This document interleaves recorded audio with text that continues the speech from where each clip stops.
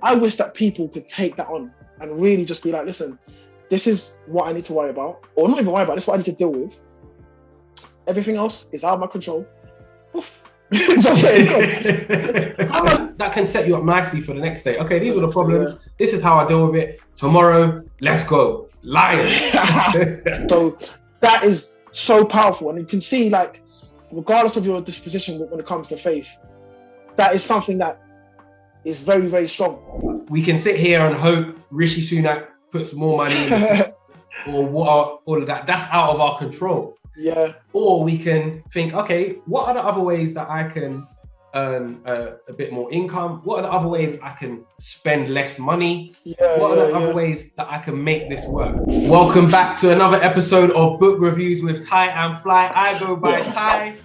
Yes, Mr. Fly here. It's all good, baby. We're good today. This month, look, we got the Nigerian top representing. Win, lose or draw. Win, lose or draw. Don't at me, yeah? Don't at me. And in this case, lose. Draw actually is a draw. But anyway, technically lost still.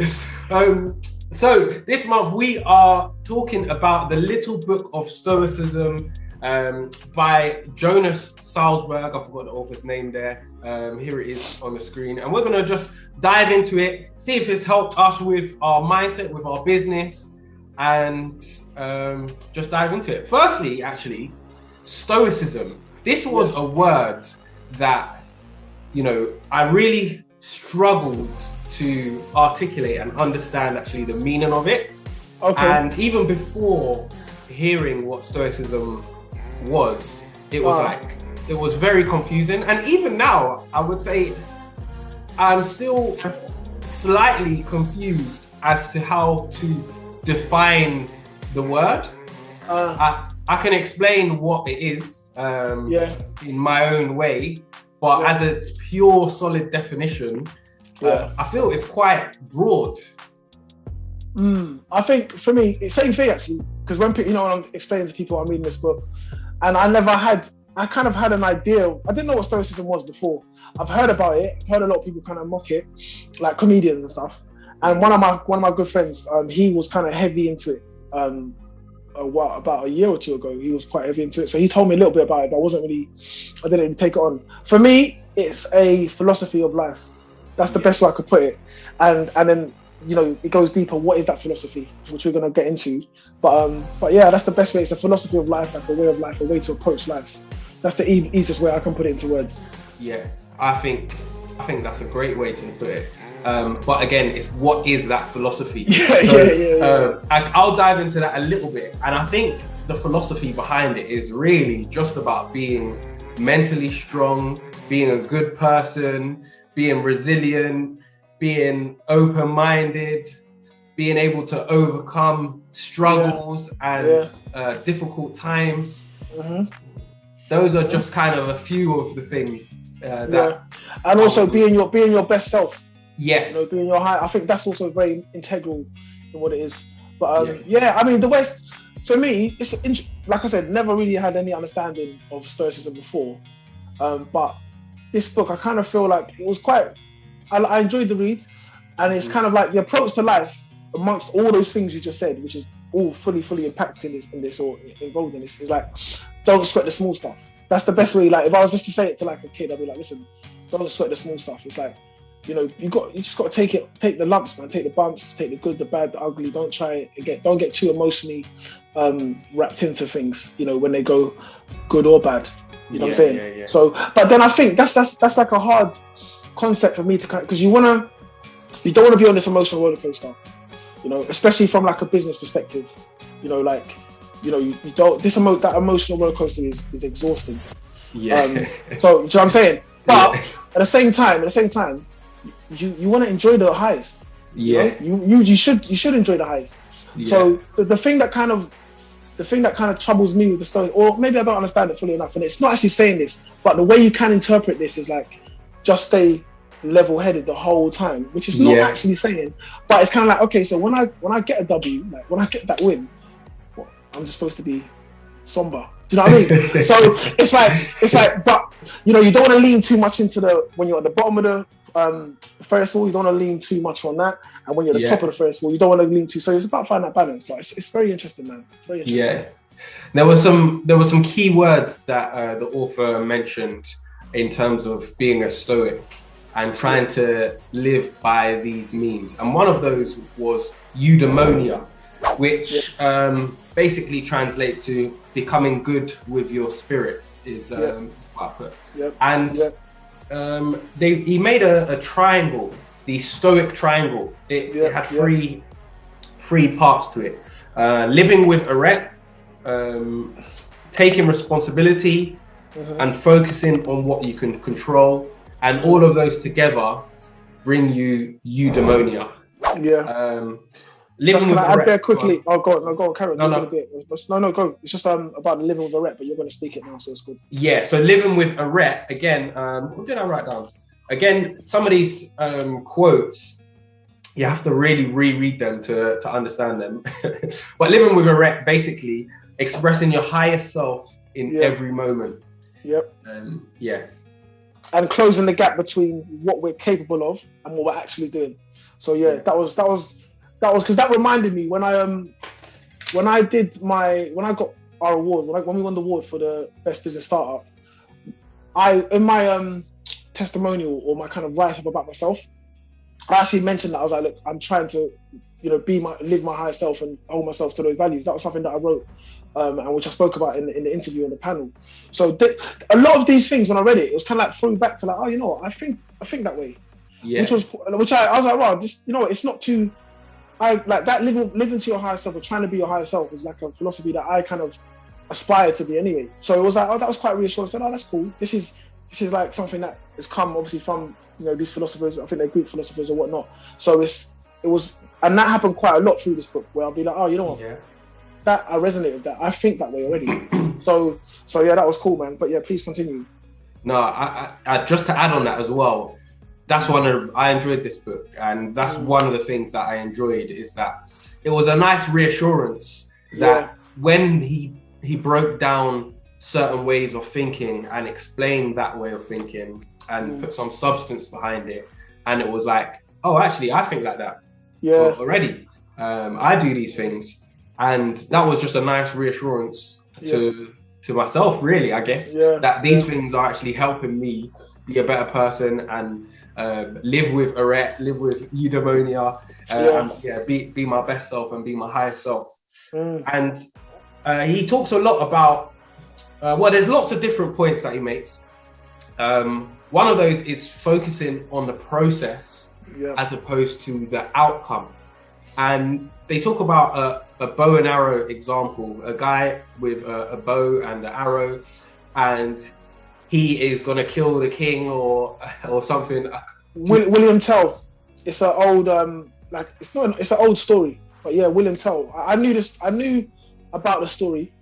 Yeah. Excuse me, a little bit, but not but yeah, William Tell was an old. I mean, do you want to tell the story? No, if you got it, go for it.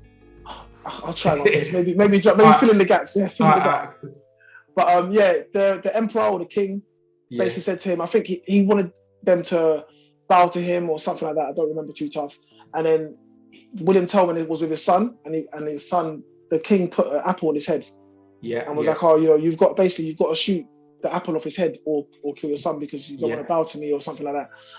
And then in regards to this example now, the archer only has control of pulling the arrow back and releasing the arrow. In that moment, after that moment, he has no more control. He can aim it and whatnot. So once he takes that shot and he lets go of the arrow, it's out of his control. Yeah. Which is and that whole chapter, that whole part for me was like, that was nice. I enjoyed that. I think that was quite groundbreaking for me, to be honest with you, because it's like, you know what, it's true, because you can't have an expectation. What he's trying to say is you can't have an expectation of someone's reaction or things that are out of your control, Yeah. So like I might, for example, this reminded me of a story when I was younger. One of my friends, our barber, like when you're young, when you're like 13, 14, you go to these barbers, you get buoyed off by the barbers, basically. You know what I mean? You see, unless they know your dad or they know you, they're not really rating you. You know what I'm saying? Yeah. So my friend, he actually was a bit older than 13, 14. But anyway, he went to America. He bought some stuff and he thought, he was like, yeah, man, I bought this T-shirt for the barber. Boom, boom, boom. Watch, like, I'm patterned, basically. Watch now, like, when I give him the T-shirt, I'm patterned up, yeah? So then, obviously, he's gone to give him the T-shirt. He's giving the T-shirt to him. I don't even know what it's something from New York or something like that. He's taken the T-shirt and just looked at him and just went, and then put the T-shirt back and then just kept it moving like that. So obviously in his head, he's thinking like he's going to get like, oh, like, thank you, or da-da-da-da, but nothing changed after that. So in that moment, he's thinking, oh, when I give him the T-shirt, this is going to be the outcome. But you don't have any control over the outcome. All you have control over is you bought him the T-shirt, you give him, and you wait and see what the response is. So it's like, sometimes people could, like, if you want to do something and you think, it's not necessarily manipulation, but you do something expecting a certain response. Yeah. You have no control of that response. All you can do is what you can do. Do you know what I mean? There's loads of examples you can give of that. You can't expect the outcome or the result you want. You can hope for it, but you can't expect it. Yeah. And one of the things I liked about that bow and arrow story, just to go back to it briefly, was yes, you can't control the bow. The arrow once it's been released from the bow, but he had trained his whole life as an archer. So he had actually been preparing his whole life for that moment. So although he couldn't control what happens when the arrow left the bow, he could actually put himself in a much better position to be able to shoot that bow and arrow. So he's in a great position. He's really good. It's very unlikely, based on his skill set, that he's going to miss the apple on his head. But if he had no experience at all, then it's even more possible. Either way, he's still got no say on once the arrow has gone, but he prepared himself. And also, there's external factors. Yeah. So I mean, no matter how trained you are, there's external factors. His son could have moved and flinched. The wind, there could have been a gust of wind that he didn't account for. Someone could have, in the book he says his wife could have jumped in the middle and took the shot herself. Yeah. There's these external factors that they're out of your control, you know, and this is like, it goes to relationships, whether that's personal love interest relationships, whether it's work, whether it's family, you know, so you can and that's an easier way to live, because like, I only have power of what I can do. Yeah.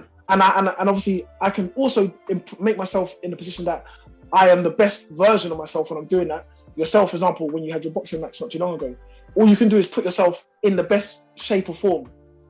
But you don't know, you see what happen all the time. You go into the fight, you trained, happened I think with Josh Warrington a little while, not to go into boxing, but not his recent fight, his last fight, he's been training, big fight, first couple rounds, head clash, ref stop the fight. Yeah. What can you do about it? You can't do nothing. Yeah. Something else happens. So, yeah, man. And I mean, even if we relate it back to business, you know, we do everything within our business. We put all the grounds, we put everything, you know, into it. The graft, the hustle. Then pandemic. Do you know what I'm saying? So again, we just have to continue and move and adapt. And I feel like this book was very forward thinking. I don't know if there's any specific points that you want to go on to. There is 55 points in this book. Before we go on to that, because there was where was it now? The focus of what you control. There was, relating to this, it was the serenity prayer. Okay. You remember, and I actually put this on my story on Instagram, and I got a lot of DMs about this. Okay. And I've heard this before, the serenity prayer, and it's like they use it in AA for a lot of recovering drug addicts and alcoholics. Or maybe alcoholics, but also drug addicts, if they're doing rehabilitation or something. And it's God, give me the serenity to accept things that I cannot change, the courage to change things I can, and the wisdom to know the difference. Yeah. So that is so powerful. And you can see, like, regardless of your disposition when it comes to faith, that is something that is very, very strong.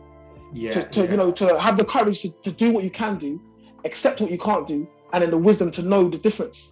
And I feel like that alone will just make your life so much easier. Yeah. Do you know what I'm saying? Anyway. Do you know what? That made me goosebump a little bit. You know? Listen, bro, do you know what I'm saying? No, but it's powerful. That's why, bro. Because it's very powerful. Do you know what I mean? And like I said, obviously the work I do, I work with a lot of different types of people. We work with a lot of different types of organizations, and you know, I got a lot of messages regarding that, and that's something that's part. Even the thing is, I knew it, but I never deeped it. Yeah. Then I'm like, wow, this is something that I pray that, man. Do you know what I mean? Because it's true, and you know, you run a business. You've got, you know, you've got family. Like you've got your nephew just born. There's so much stuff. Things like this, it's like you have to be able to prioritize on what you can actually do, as opposed to worrying about. And I see it so much with people. They're worrying about things that are just irrelevant. Yeah. Irrelevant, and you're just stressing about it. And it's like, so for me, it's like I wish that people could take that on and really just be like, listen, this is what I need to worry about, or not even worry about. This is what I need to deal with. Everything else is out of my control. Oof. Just saying, how much? No, that's like a take. You know, when you go gym, you've got the weight vest on. That's the weight vest just taken off. Yeah.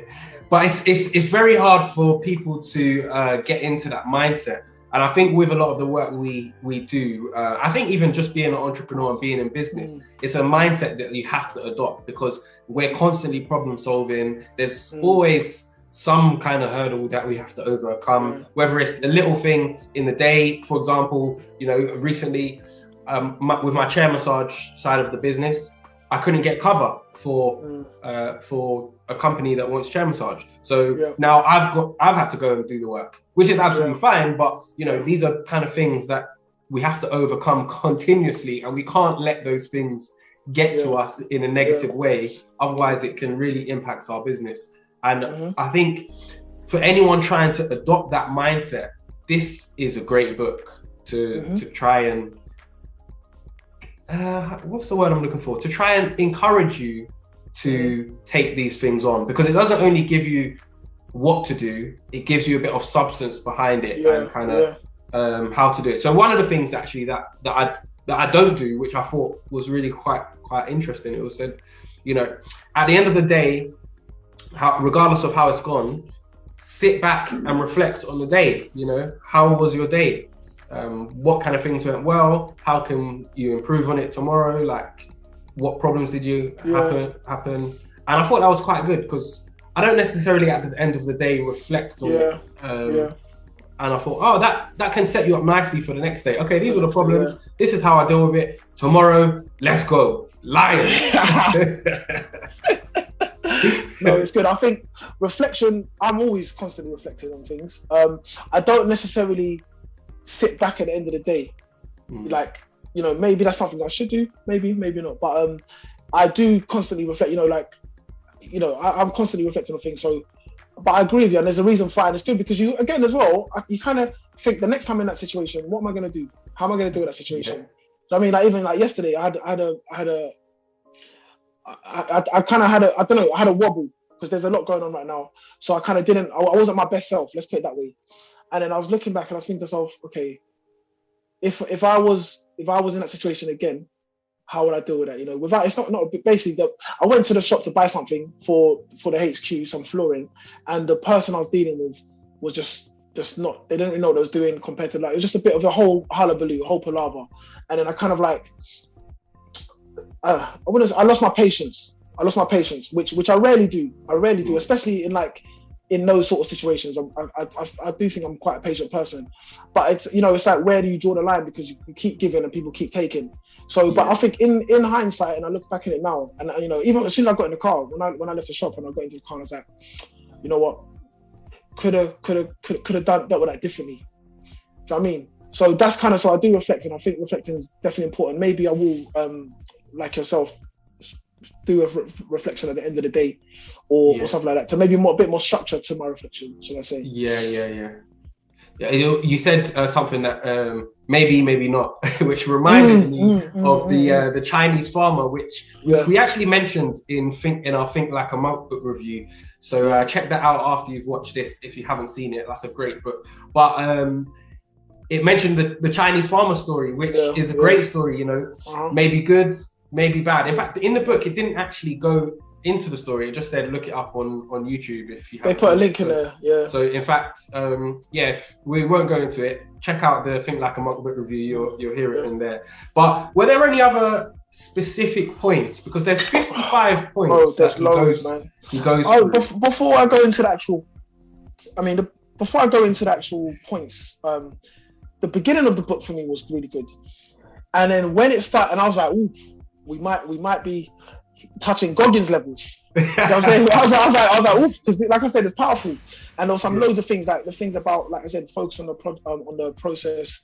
I think there's also, it talks about life. You know, you can either be dragged by the cart, the dog example, or you can kind of run with the cart. You know, again, read the book, but also about like you said, about problem solving.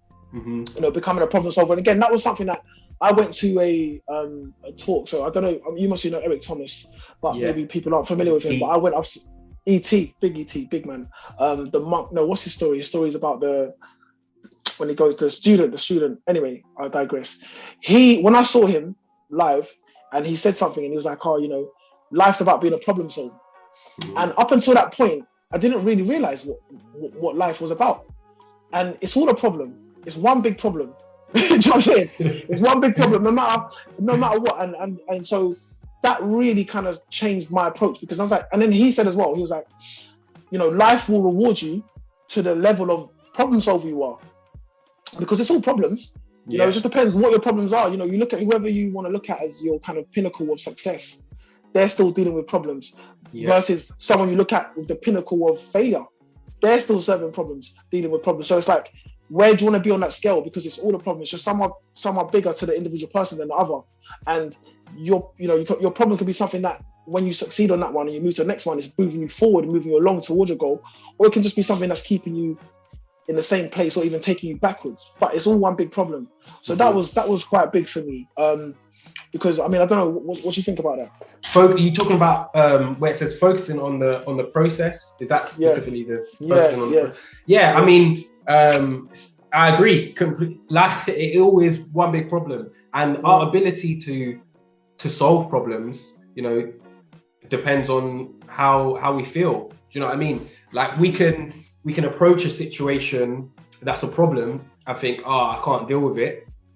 Or we can approach it and think, okay, how can I deal with it? What am I going to do? For example, say you're in debt. Okay, we're in debt. I don't have money. Obviously, energy crisis coming up. All of that stuff now is going to hit lots of us hard.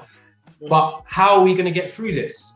We can sit here and hope Rishi Sunak puts more money in the system, or all of that. That's out of our control. Yeah. Or we can think, okay, what are the other ways that I can earn a bit more income? What are the other ways I can spend less money? What are the other ways that I can make this work? Maybe I won't be able to have that Friday night takeaway.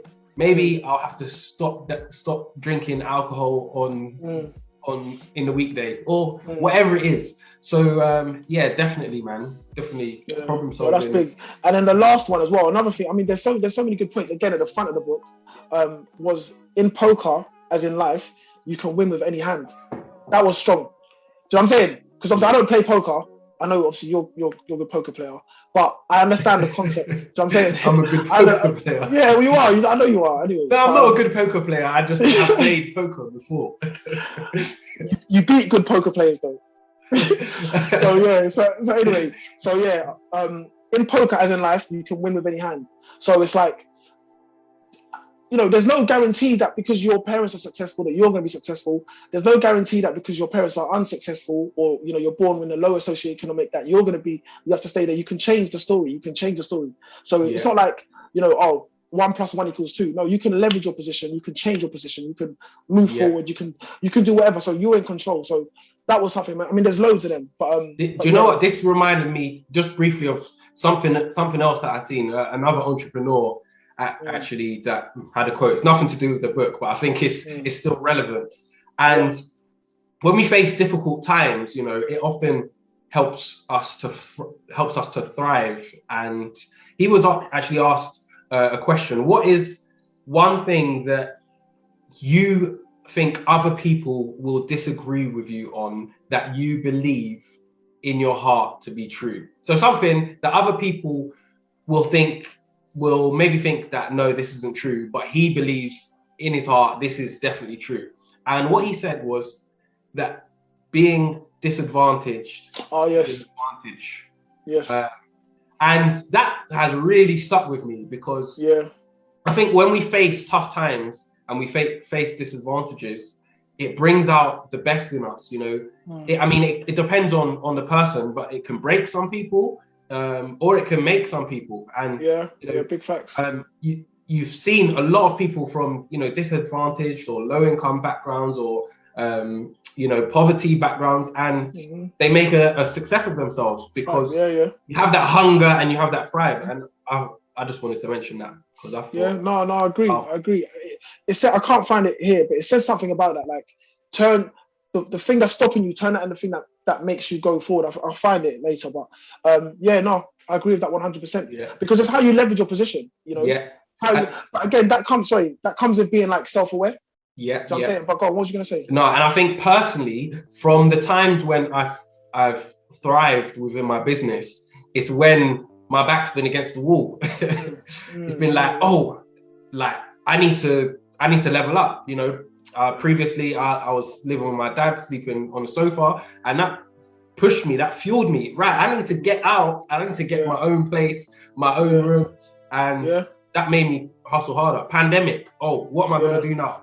Go again. So it's all of these horrible times that push us to, or push me anyway, to do better and be better.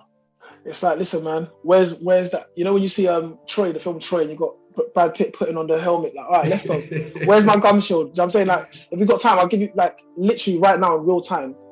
Obviously, you know this, the people that watch this don't know this, but obviously we run in our holiday programs. You know, it's been a year we've been running our holiday programs. We've been running them really well out of St. Charles Catholic College. I'm saying great feedback, fantastic. Now, there's been a situation now with the people. Some people have come in now and they're hiring out. No, they deal with the hires. So they are the ones who do the bookings on the facilities. It's been a very, very hard kind of task trying to communicate with these people, because fair enough, they've got their business, they have their motivations and their values. They don't value what we're doing at the end of the day. They're here for profit, that's fine. Do you know what I'm saying? But their professionalism has been nil. So it's come to the point where we had our bookings for the year. We have our dates booked a year in advance because we know the term dates, holiday dates. Now, they've last minute basically cancelled our booking with zero communication for obviously financial reasons. No problem. It's a business. It's capitalist society. No problem at all. That's fine. Where the problem comes in is the communication and the reason and the way you're treating people. Organizations like ours, non-for-profit organizations, community organizations. This company's from Birmingham. So anyway, the reason why I'm bringing that up is they left us in a position where we're like, we have no venue. We've got nowhere to run our program. This was, so as I'm reading the email, basically them telling us we don't have a booking with them, even though it was booked from January, I'm now thinking to myself, what are we going to do? I've got 50 plus children signed up for this program. Then now it's like, okay, Chris, these are the moments here that I proved to myself that I am who I think I am. So I'm like, all right, cool. What are we going to do? I didn't even respond to the email they sent because you're done now. It's a wash. I'm not going to respond to you. So I've reached out to some other local schools that I've got good relationships with, see if we can use their venue. Then again, I'm still thinking, I'm like, wait a minute. We got Fly HQ. 151 Preston Road, W1060H. So I'm saying, I'm like, wait a minute. I'm like, wait, we can work this out. And obviously we spoke about this, T. You know what I'm saying? So I'm like, we can actually work our program. And luckily, because we're open on April the 9th, feel free to come down. Because we're open on April the 9th, I'm like, our timetable isn't packed yet. So we can work it. We can make this work. We can actually make this work. We've got a fantastic location. We're right down the road from Westway Sports Centre. If you're from, we're like literally 2-minute walk from Westway Sports Centre. So reached out to them. I've got really good contacts there.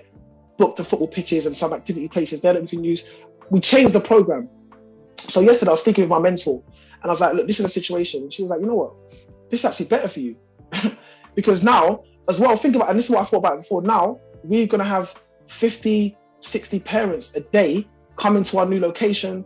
Come in, they're going to see it, they're going to walk around, get your phones out, Instagram, Snapchat, whatever you want to do. You know what I mean? Having a look, the kids are going to come there. So we're actually getting that in the culture.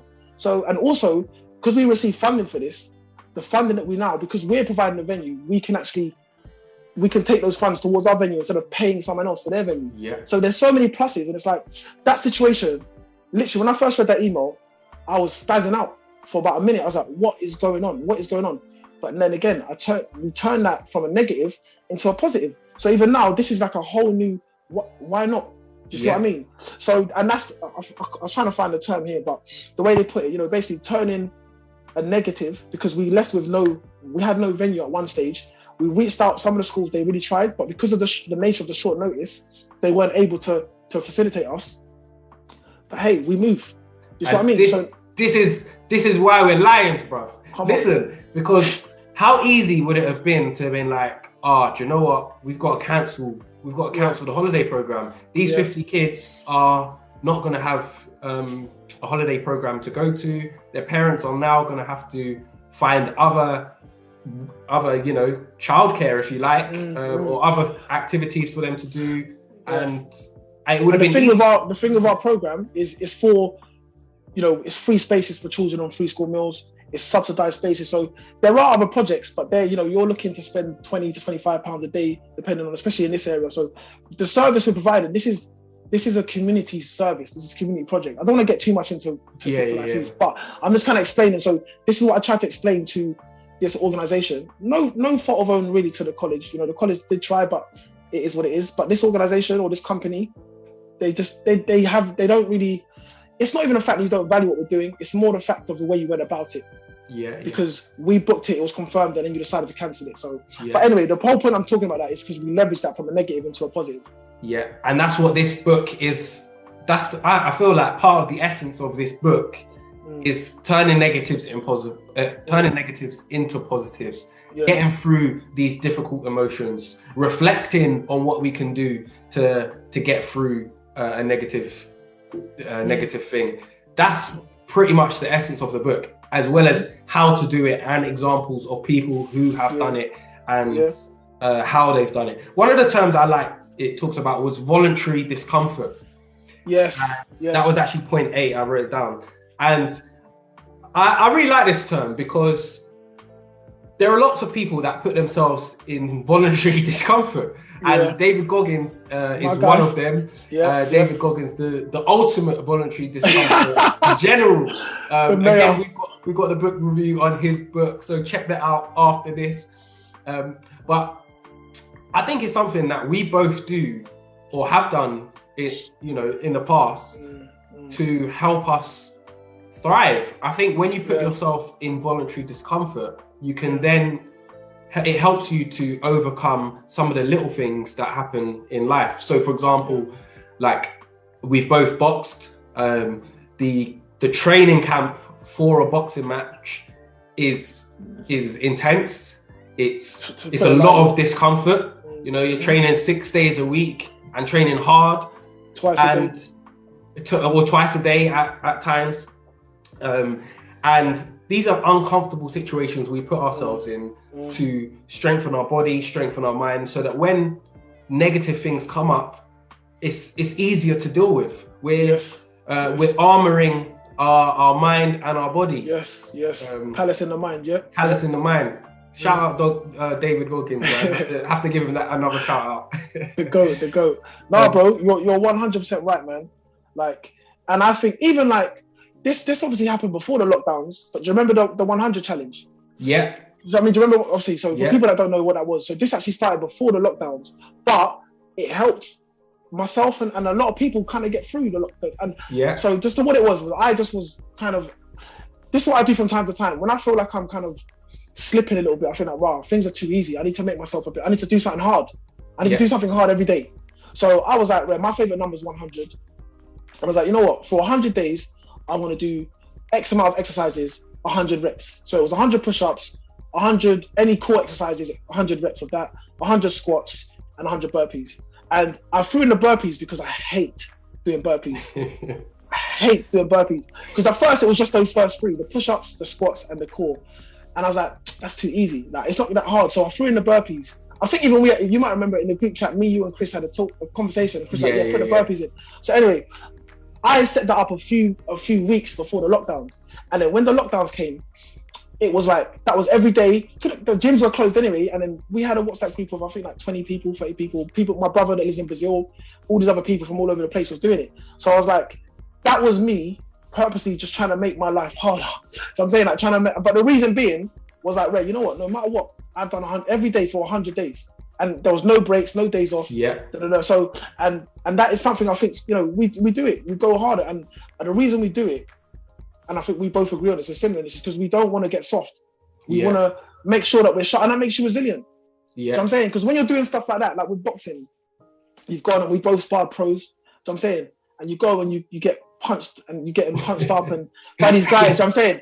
You do that in the morning, and then you go home, or you go to work, you go to the office, you got an email. What's the email?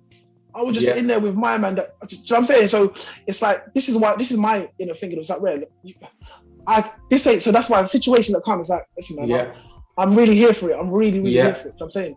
After you do something hard, you get that sense of fulfillment and that sense of satisfaction. And I think that's why the 100 challenge helped so many people throughout the lockdown period, because it was, you know, it was a hard time in general. But then when they're going through, you know, their 100 burpees, they're like, and they get through it. It's like, okay, what's like, it doesn't matter that I'm at home. You know, I just did 400 reps. That's what I'm saying. But anyway, man, so that, I mean, it shifts your perspective, essentially. Yeah. Have you got any other points that you want to touch on? I mean, there's so many points that we can touch on. We've got about 10 minutes left. Yeah, fine. I mean, the practices, obviously, you know, there's different practices that he kind of laid out. Like I said, I didn't really enjoy. I thought it was a bit too. I didn't like that part of the book. You know, I didn't. A bit too disjointed. Yeah, it was just like, kind of just bullet. I just didn't really. It was like bullet points in. Yeah. It was like bullet points in a small chapter format. Yeah. Like, this is the point. But then saying that, chapter 7, when I think it was out of that was from practice 22 up to practice. I think it went up to all the way to the end. I think it was, maybe not. Yeah. But there were some really good practices there that I kind of think, I'm trying to find one that really stuck out to me. The last one, no, this one. And I actually put this on my status as well. Lead by example. Yeah. You know, and for me, I very much am aware that I'm a role model. And I don't say that in a sense of any sort of ego. I am, and I recognize that, and I'm aware of that. So that actually moderates my behavior a lot. Things that I say, things that I do, it moderates it. You know, and it says an active role model beats a lecture. Yeah. I mean, it doesn't. This is where, you know, I've had conversations before, more when I was younger, with parents, and it's like, do as I say, not as I do. What kind of? I mean, what is that? Do you know what I mean? And it's like that. I mean, so with that, so for me, again, I'm not a parent, but with the young people I'm around, or even my peers as well, you know, because I've got peers, like, you're a role model to me. I've got other friends. Role models to each other, B. Yeah, that's fine. No, that's cool. But it's like, I've got friends that obviously I'm getting married soon. I've got friends that are married, and I'm like, right, I look at them as a role model, and I say, okay, how do they, you know, how does a married man behave? What does a married man do? What does a married man not do? You know what I mean? So, and then again with myself, I'm working with a lot of young people. I mentor a lot of young people. So I am aware that as a role model, that I'm a role model. Even as a black man, it's like, I need to show these. Even I put today, I saw this whole kind of Oscars nonsense that's going on. That is kind of sending out a message that as a black man, if you get disrespected or feel disrespected, the response is violence. Mm-hmm. That's the way I see it. Do you know what I mean? So it's like, regardless of everything else, it's like, so these are the kind of things where I'm aware that if I'm ever in that kind of situation, I need to make sure I carry myself in the correct manner, because people are looking. Do you know what I mean? And that's whether, it's not whether, obviously, with Will Smith, he's a multi-famous person. He's got all these millions of people in the world know him.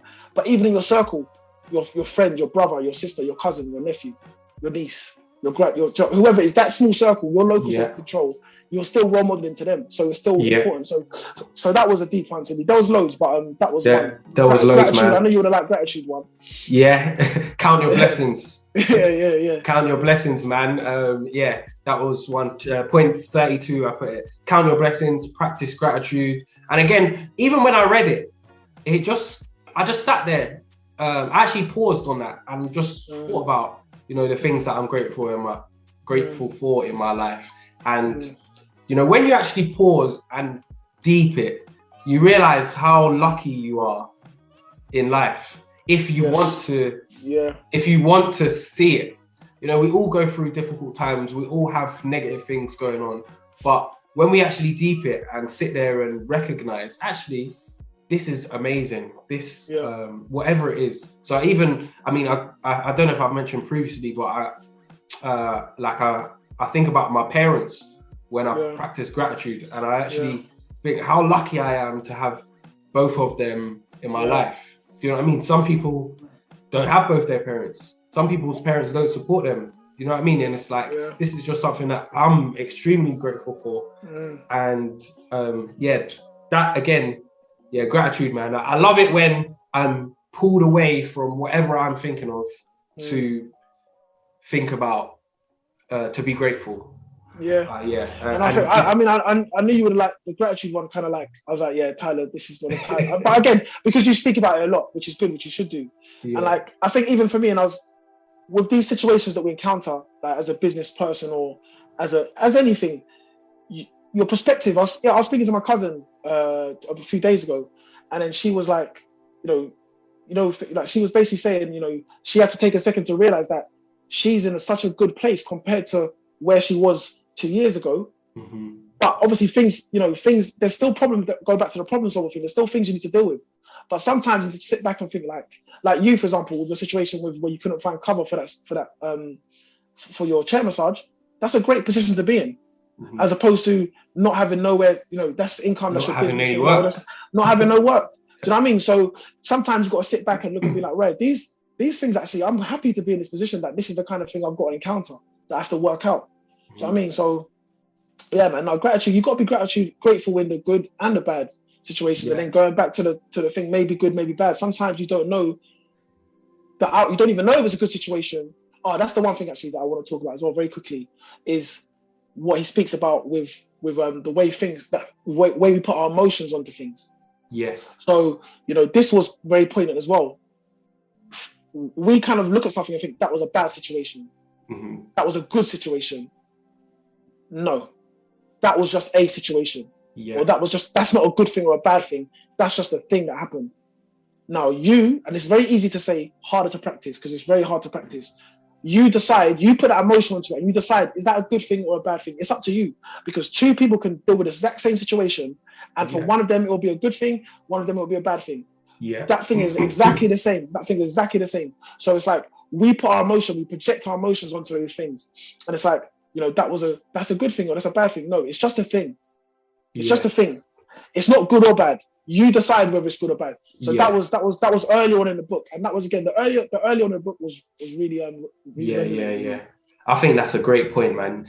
You decide whether it's good or bad, because someone, having beans on toast for dinner might be like, I've got to eat beans on toast, where someone else is like, yes, beans on toast. I've actually got beans with my toast today. Do you know what I mean? So it's the same situation, but you decide whether it's good or bad.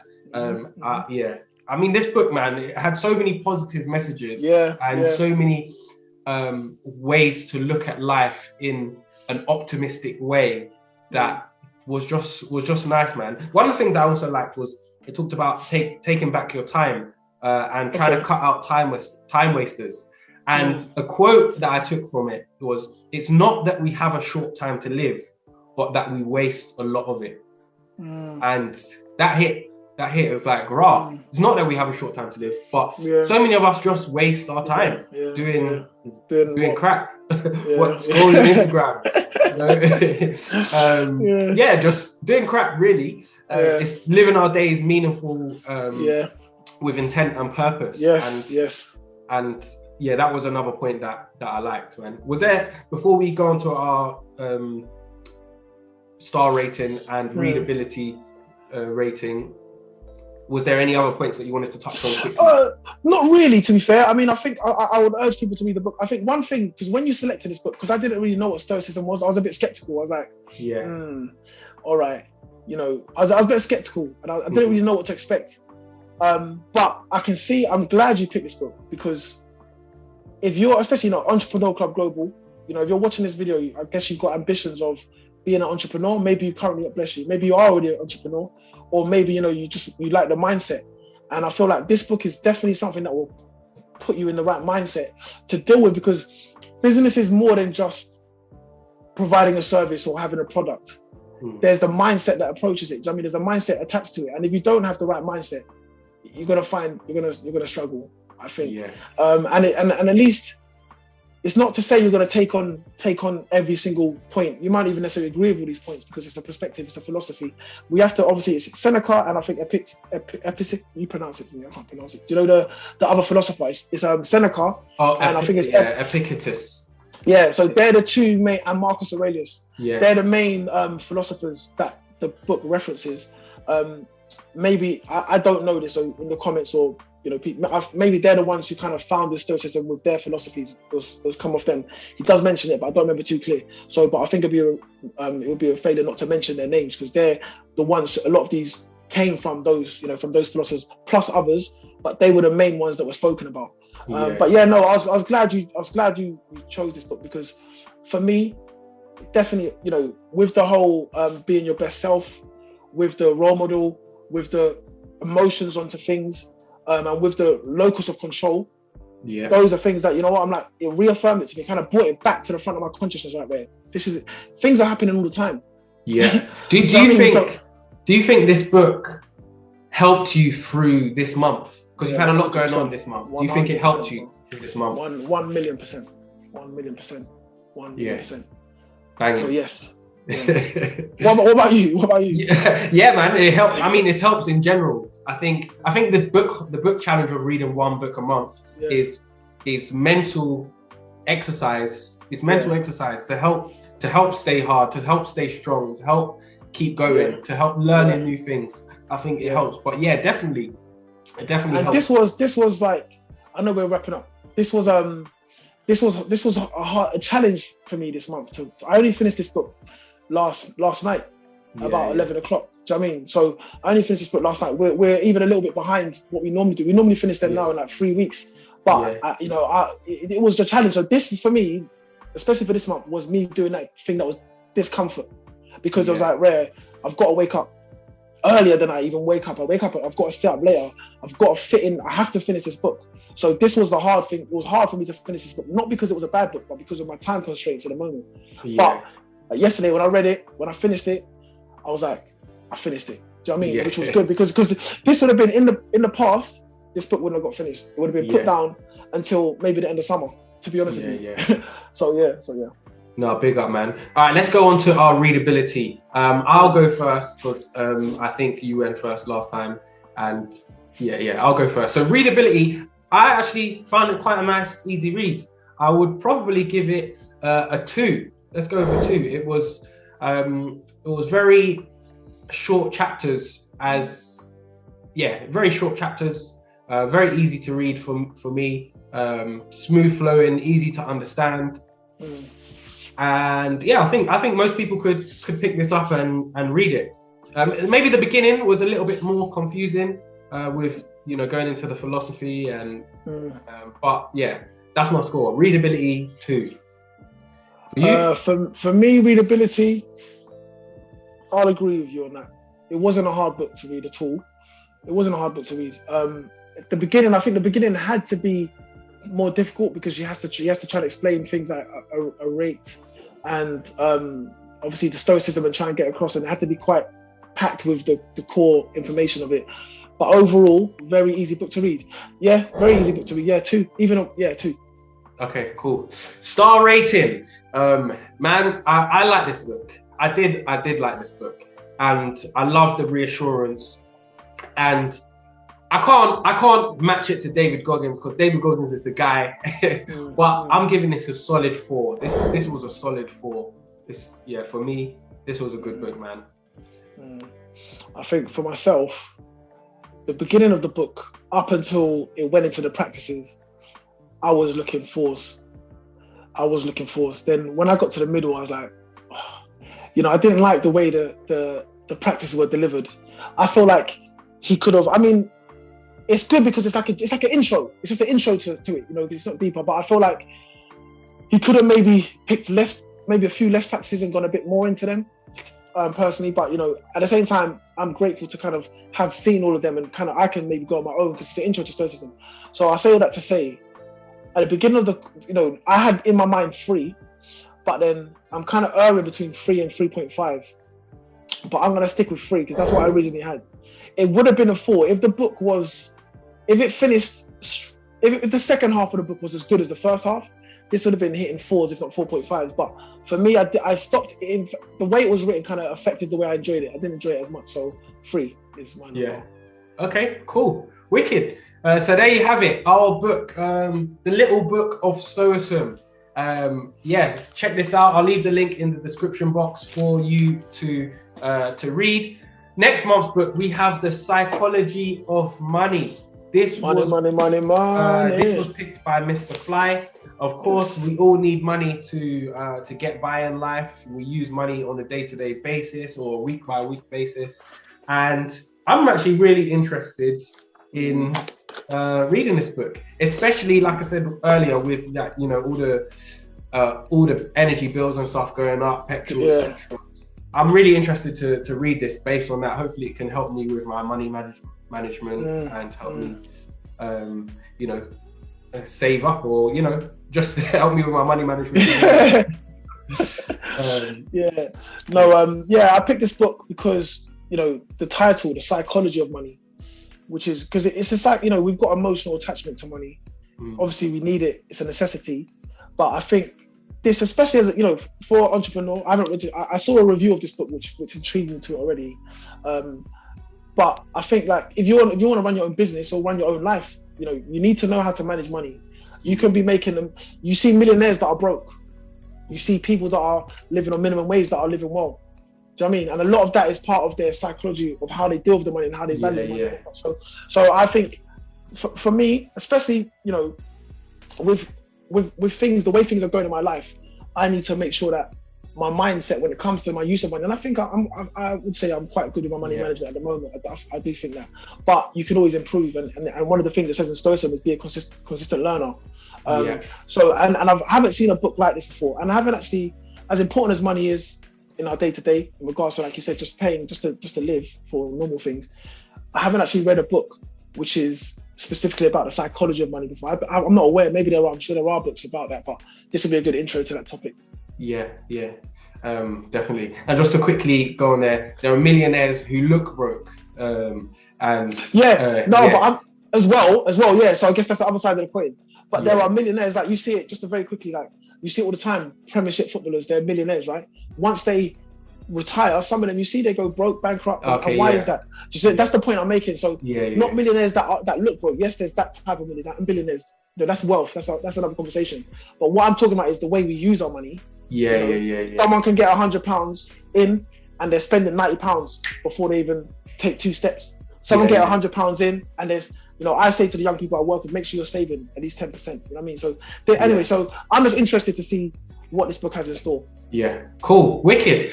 Well, make sure you're supporting the team, hitting a like, hitting a subscribe, and check out one of our other videos. Check out one of the other book reviews, or if you want business information or business tips, check out the business playlist. I'll leave the links at the end of the video. Quick plug. April the 9th, if you're in the West London area or not, you just want to come down. Obviously, we're opening the gym, Fly HQ, 151 Preston Road. All invited. Come down, have a look what we do. We're doing some amazing things. It's been a long road, you know, for us to get here, but really proud of what we're doing. So anyone, just contact me, Fit for Life Youth on Instagram. I'll send you the link. You can register, or maybe T can put it in the there you go. YouTube. Yeah. Big up. Blessings.